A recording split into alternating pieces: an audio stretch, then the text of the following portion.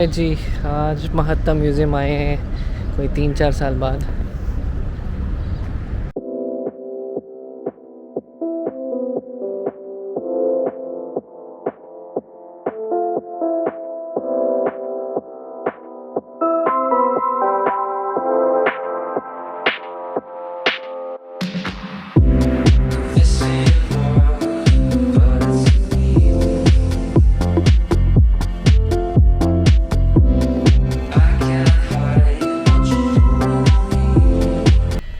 जी हम जहाज़ के अंदर बैठे हुए हैं और जहाज़ उड़ने नहीं वाला क्योंकि पायलट नहीं बैठा हुआ और वो पायलट वाला एरिया जो है वो टेम्परेरी क्लोज्ड है।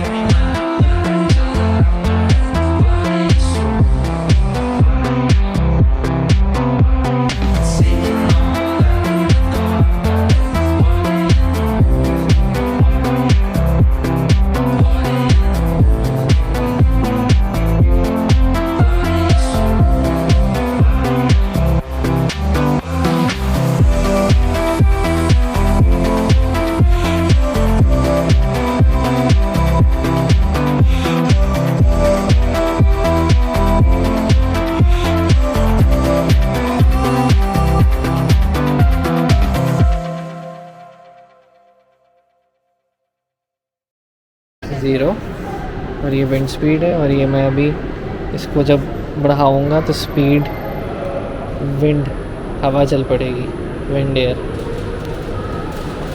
अब हम उड़ने लगे हैं नाज़रीन।